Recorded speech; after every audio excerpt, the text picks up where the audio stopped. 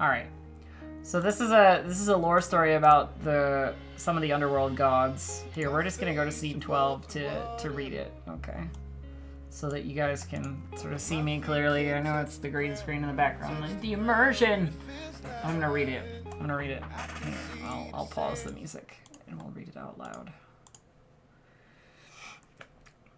So I'll tell you the characters, okay, before we start. There's Pandora, who is the goddess of pain, dominance, and winter, basically.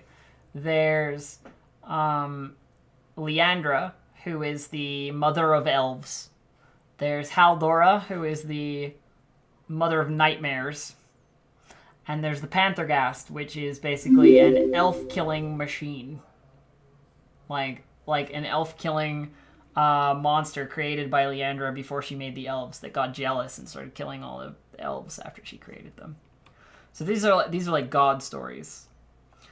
All right, so here we go. Let's read. Let's read together. Pandora is the god that my character worships. Just so you know. Yeah, Pandora, Aaron's favorite goddess. All right. Here we go. The garden walls are high and made of ancient stone. An unnatural, multicolored glow emits from the treetops that barely crest the massive walls. 2 colossal gates stand closed, barring entrance to this sacred grove of elven life. Beyond the garden sits the fabled city of Dul Agan and its impenetrable golden gates. On the shoreline leading to the River of the Dead stands Pandora, goddess of pain. She wields in her right hand her orb of power, Blight, known for its mastery over gate magic. To her left, the obese and putrid form of a newer power, Haldora, Mother of Nightmares. Maggots and worms drip from her dry, dead hair before falling to the ground and turning to dust. She speaks to Pandora, her voice deep and hoarse. As I promised, Ice Queen, I have claimed the Dead Lands as my domain. I followed its shores to this hidden place, and now you too know it. Remember our bargain, Pandora. Pandora turns to Haldora, giving her a look of utter contempt. You disgust me, she says, causing Haldora to sneer. But a deal is a deal. When I am done, you may have what is left over. Haldora takes a step back until she is knee-deep in dark waters. What of Leandra? She says. She must know we are here. She is coming. I can sense her. Pandora scoffs. She is old news. Her time has come. Her actions have caused so much suffering. I must thank her before I kill her. As if on cue, the garden door explodes outwards. Hang on. Where was I? Yeah, as if on cue, the garden door explodes outwards. Leandra, the mother, dressed in simple white robes, exits her sacred home to face those who would dare desecrate it. Beyond her, hundreds of massive giant trees, their branches filled with glowing shards that hang down like fruit. There is a fire in Leandra as she moves towards the 2 women with intent. How dare you, she says in a cold, icy voice. Are you foolish? Are you so foolish that you think you can attack me here in my own home? Pandora ignores her question, casually looks around. Look at us. All mothers. Leandra pauses for a moment before speaking. You are no mother. You stole your children from me. I cared for them and I loved them. You killed them at your whim. You torture them, brand them, beat them, and discard them. Mothers are filled with love and kindness. You are no mother. And you, she says, pointing to Haldora. I don't even know what you are. What sort of sick, twisted life did you lead that cursed you to be what you are now? Your children are monsters and should be put down. Death is a better alternative than life under your care. Pandora spits out a cold and bitter laugh. Oh, Mother of Elves. The title is a mockery of maternal delight. My children, not yours, are well tended for. I teach them of growth through pain. They grow stronger because of the suffering I inflict on them. They are loyal to their mother, unlike the elves that you have left. And how dare you judge us? You care for your children? Once every year you stand idle while they are slaughtered by your own creation. You had the opportunity to destroy him, but you didn't. You let him go. On more than one occasion, your children suffer and die, their shards corrupt beyond reclamation, because of you. Leandra, shaken by Pandora's accusation, takes a step backwards. The glow of the garden wall seems to dim and fade with her falter. Her voice cracks slightly as she responds, "No, elf must not kill elf. I didn't. I couldn't." Pandora relentlessly continues, "You couldn't? You could. My children suffered because of you. Well, no more. It ends now." Leandra takes a deep breath and regains her composure. As she does, the light of the shards glow to match. "No. Your words are poison. I'll not have it here. This is my domain." With that, Leandra raises a single hand high into the air. From within the garden, a single green shard rises into the sky. It sits there floating, its light giving off the brightest contrast against the gray stone of the mountain cavern walls. Leandra shoots her hand forward and the shard obeys her command, loosing a bolt of pure light towards the Ice Queen. The Mistress of Pain braces herself as the bolt dissolves her magical defenses. Leandra raises another hand in the air as the second shard rises up. "Did you think you could defeat me here? I command the power of the entire elven race in this place, you foolish bitch. You cannot defeat me alone." A flicker of shadow along the far shore gives Leandra pause and causes Pandora to laugh. "Oh," she says mockingly, "I'm not alone." The color drains from Leandra's face as she stares wide-eyed at the shadow. She steps back again before turning to Pandora. "No, you did not. Please, no, not here. What have you done?" Her voice turns quickly from calm to a panicked scream. "What have you done?" The shadows cease, and from the darkness the Pantherghast stands defiantly. He moves with unnatural stealth and speed, spear ready and poised to strike like a scorpion's tail. Leandra turns from the other mothers and faces her new foe. She lets loose the built-up power of the waiting shard behind her in pure desperation. The bolt of light streaks from the shard to the Pantherghast, but rather than strike, he simply raises his hand and grasps it. The beam of light in his hand begins to glow black. The corruption and darkness quickly flows back towards the shard before engulfing it in shadow. There's a loud crack, and the shard's light fades. The Pantherghast pulls forward, and the shard bolts towards him. He grasps the broken shard and places it to his chest, absorbing it. Leandra screams in dismay. Just so you know, the shards represent, like, elven souls. Ignoring Pandora, Leandra calls out to her lost child in desperation. "Please, my son, do not do this. I will not let you into the garden. I will die before that happens." The Pantherghast only smiled then, a wicked grin that told Leandra his answer as he moved forward to take his mother's life. Leandra, nodding in bitter acceptance, began to channel heavily, and with sadness in her voice declared, "I will die then." Just as the Pantherghast moved forward to kill, a static charge fills the cavern, causing all parties to give pause. Glowing wards appear in the air, manifesting out of seemingly nothingness. An echoing voice fills the mind of all in attendance, and it's deep and commanding. "No, mother, you shall not die today." The ward continues to power up and then begins to pulse energy, connecting together to form a psychic barrier between the three groups. The Pantherghast snarls and begins striking at the wall of invisible energy that keeps him from his prey. At that moment, the golden doors of Dulagan open wide, releasing into the cavern a host of stone elves. At their lead, King Leoncio, and at his right, his queen, Beleneth. Behind them, the entire Council of Adun, and following that royal host, the entire nation of the Elegesthalan. Thousands of elven men, women, children, and the elderly, some still in their night clothes, but all armed and ready for battle. They march towards the darkness as the shards in the garden begin to hum and vibrate. King Leoncio speaks without word, his mind carrying his voice through the now obvious psionic amphitheater. "We are the Elegesthalan, charged with protection of the garden since time began. This will not continue." Leandra, watching the host of stone elves enter the battlefield, cried out from behind her ward, "No, Leoncio, no, you cannot. Pandora is right. I failed you. I failed our race, and I failed as a mother. I will hold him off for as long as I can. Take the shards from the garden and get as many out alive as possible. Retreat. This is my fault and not your fight." King Leoncio continued his march expressionless. His mind echoes his response as he moves towards the Pantherghast. "That is illogical. You are mother to all, and the needs of all Thalan exceed the needs of one subset." Thalan is like elf in Elven. "This is our charge. Do not fear, mother. Fear will only cloud your mind. We are not defenseless." Leandra cries out again, but the stone elves seem to pay her no heed. They approach the Panthergast as a force, with the king in the lead. The Panthergast, however, was not idle. He viciously strikes down at the wards, slowly etching away their protective barrier.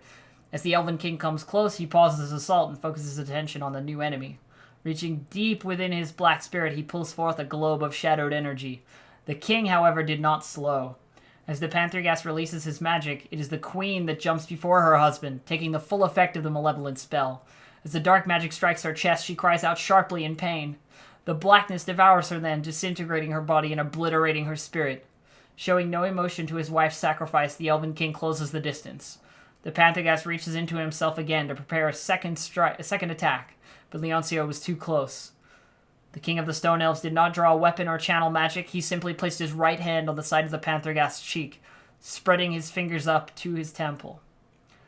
As the touch took hold, the Panthergast froze in place. Leoncio spoke to his adversary's mind, which echoed for all to hear.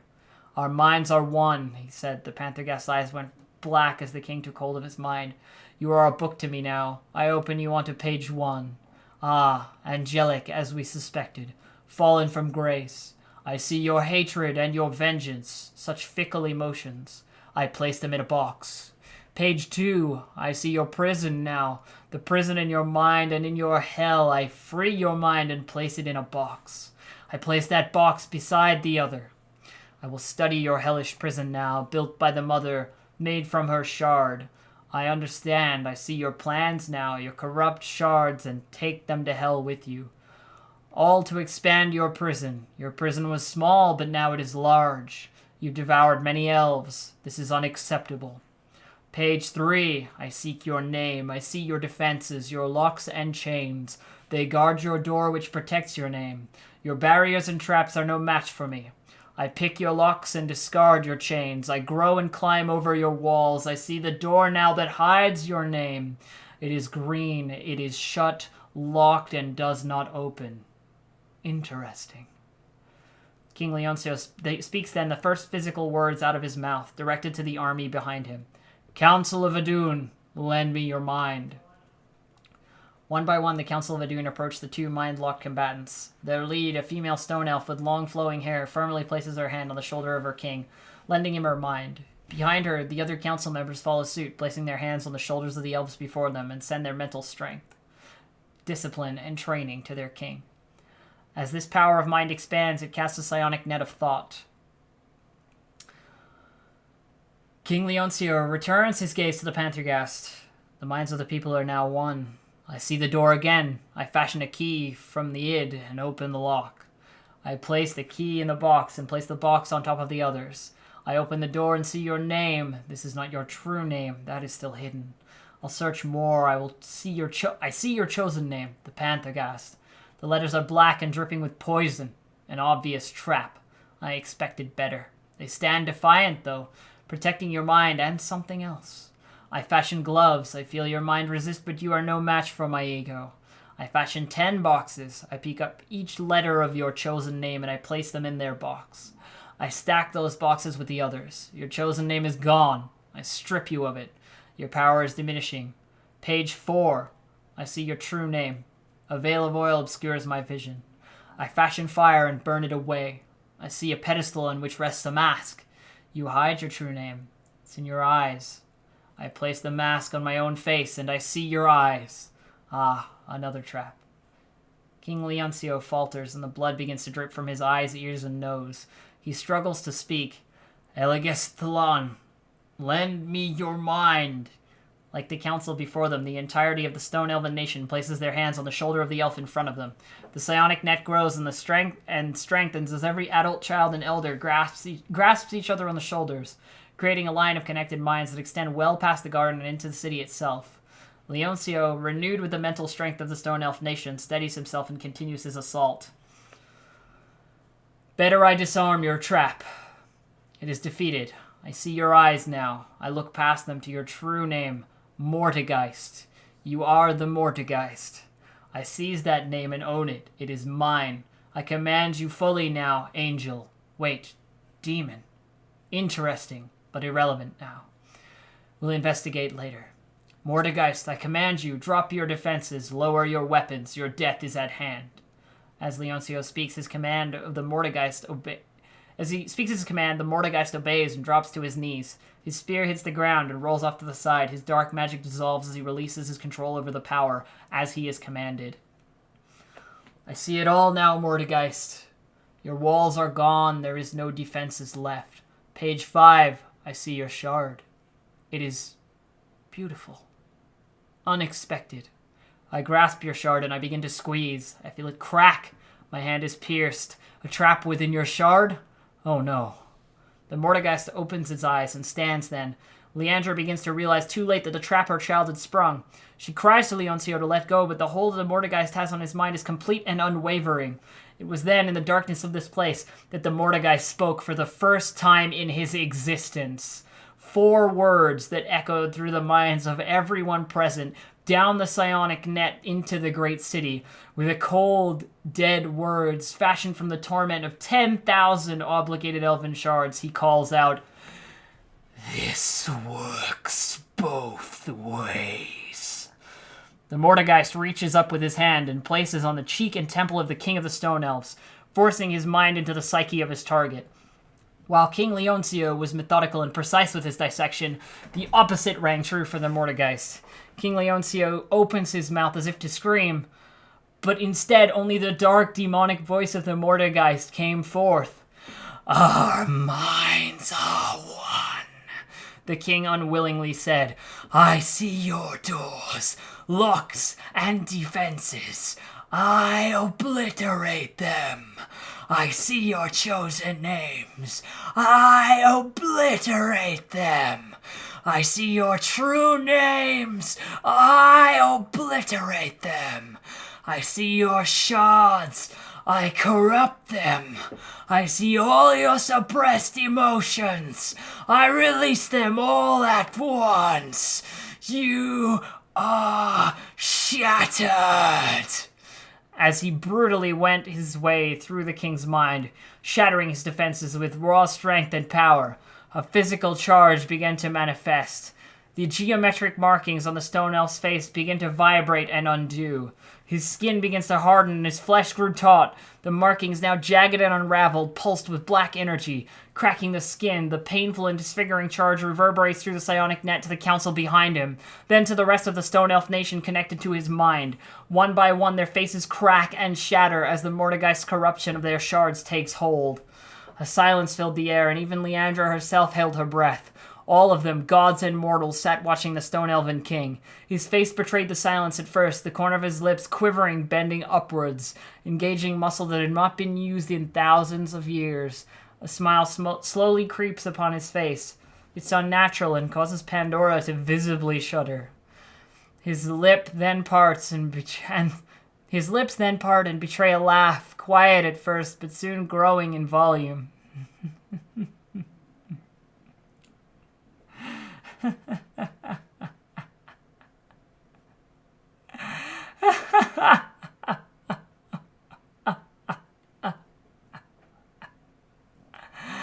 A single tear rolls down his cheek over the black fingers of the Mordegeist, still clutching the side of his head, laughing and crying both at once as he stutters out words. "My wife. You killed my wife. I loved her. Oh, gods, she's gone. Why such despair? It hurts so much. How could it hurt so much? My love, no!" Like a plague, the Mordegeist corruption fills the king, passing through the psionic net to the council behind him and beyond. One by one, the stone elf's procession begins to lose grip, and the training that held their emotions at bay. It started first with a smirk or a whimper, but quickly grew into a crescendo as laughter and weeping filled the air. Cries of horror and pain escape Leandra's lips as she watches in horror as her children succumb one after the other to the Mordegeist's dominion of their mind and the corruption of their shard. King Leoncio, his royal robes wet with the tears still streaming down his face, calls out to her in desperation. "Mother," he says with a smile, "we've failed. I cannot stop this." Leandra only cries in return. "My child, no, please, I'm sorry." Leoncio, summoning the last of his mental faculties, shouts back, "There's only one way, Mother. You must... You must open the way!" The Mother of Elves recoils in horror. "No, I can't," she cries back. "I will not. You will not be lost to me. You will be his." Leoncio giggles. "We're the Shattered Elves now. We're lost already. But we can save the garden and you.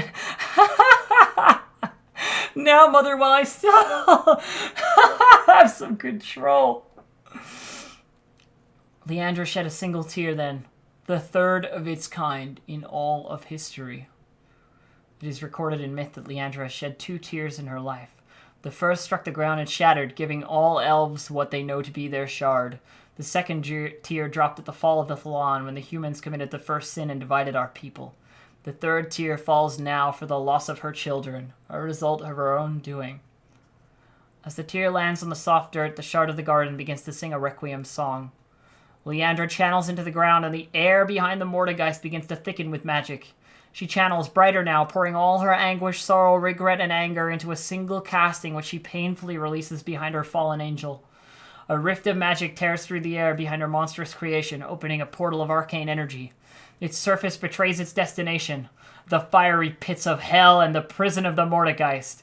The Mordegeist looks on then, anger in its eyes.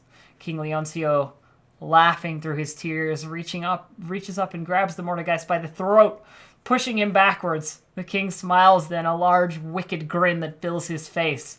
Laughing, he whispers into the Mordegeist's ear, "Go to hell." The Mordegeist, sensing the inevitable, grasps the hand of the Manic King, dragging him and all who are mind-linked down the demonic hole that he calls home. In the blink of an eye, the Mordegeist, the king, and the entire nation of the Elagast Thalan are pulled through the rift into hell. The rift then closes behind them with the explosive force that knocks the 3 mothers to the ground and disarming Pandora of her orb of power.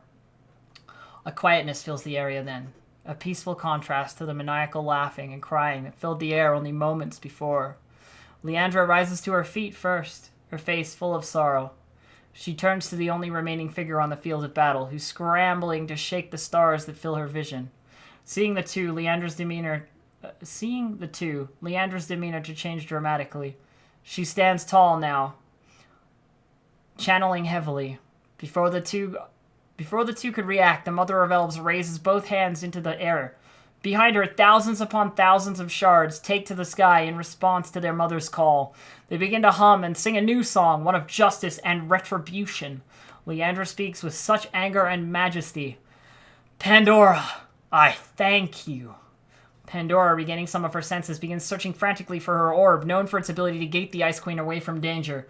It lays a few feet from her on the soft earth, but just out of reach. She looks up at Leandra, confused by her words, but equally fearful of her life. Leandra motions with her hand, and a bolt of pure light shoots forth, striking the goddess of pain in the chest. Pandora screams, clutching her torso while frantically trying to reach her orb. "I said, I thank you," she says. "You have taught me a valuable lesson on suffering. You have made me stronger. You were right, I have been a poor mother, but no longer." Motioning again with her hand, 2 more bolts of light streak down, striking Pandora, cutting her deep in thigh and legs. She reaches her orb as the second bolt hit, crying out in pain. With the orb firmly in her grasp, she weakly stands and holds Blythe out in front of her, defensively. Leandra motions a third time, and the shard responds, firing a dozen consecutive bolts of pure light at Pandora. This time, however, the orb's red surface seems to absorb them. Pandora weakly laughs. "Fool. You may have won this battle, but at what cost? An entire race of elves, shattered, corrupted by your creation, serving him for eternity." Leandra's face did not betray emotion at the Ice Queen's words. "Yes," she simply said in response. "My fault. I accept it now. You expect me to crumble, to allow the weight of my actions to destroy me? They will not. Suffering breeds strength, isn't that what you say? I learn from my mistakes. Never again shall I put anything before the lives of my elves." Taking a step forward, Leandra raises her voice now in anger. "Never again, Pandora. I will kill you for what you have done. But first I strip my protection from your abominable offspring. They, like the Shattered Elves, are lost to me. Now, no longer will a true elf need fear your twisted children. I will kill them on sight for the greater good of our kind as punishment for your crimes, just as I will kill you now. With an unseen mental command, the shards of the garden begin firing bolts of light in rapid succession. Pandora's orb, Blythe, absorbs them all, protecting its mistress, but the cost of this power seems to deny her the chance to use its gating ability. Pandora, her face strange, shouts out, "We can do this all day, fool! Blythe absorbs your light." Leandra's eyes were red with anger. "Then I will embrace the darkness!" she shouts. Pandora's face changes from pain to surprise as half the shards of the garden begin to glow red to match her mother's eyes. Bolts of black energy shoot forth, joining with the light from their brothers and sisters. Leandra feels them, their anger at her for her past transgressions. They rage as they pass by her, deviating from their intending path to make the mother painfully pay. Their magic digs into her flesh, cutting her arms, legs, and face, spraying her blood like mist in the air. The mother understands and stands tall through the pain, accepting her punishment. Having inflicted their pain upon their mother, they continue past her towards Pandora. Bolts of both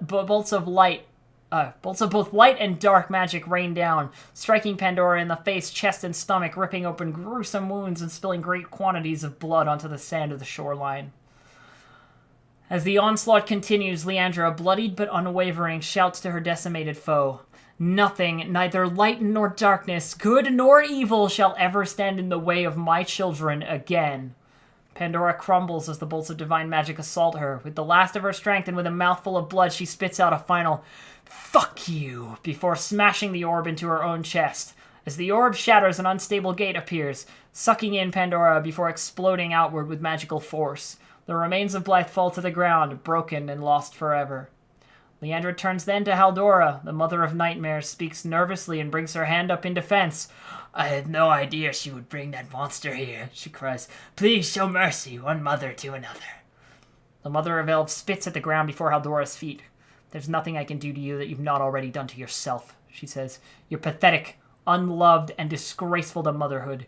Slink back to your abyss and feed on the scraps that no one else wishes." Haldora cringes at the harsh words, but slowly backs away to the depths of the murky waters of the River of Death.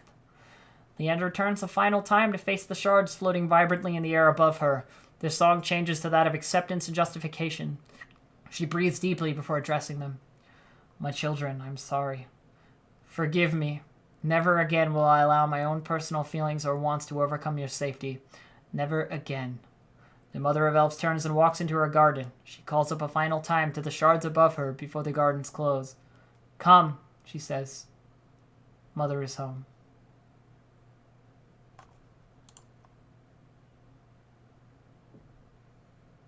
Pretty fucking cool, right? That's what the like lore guys bring to this game, like that kind of story. That's like the gods and fucking cool shit, you know? Oh, it's cool. Oh, yeah, it's cool. Okay.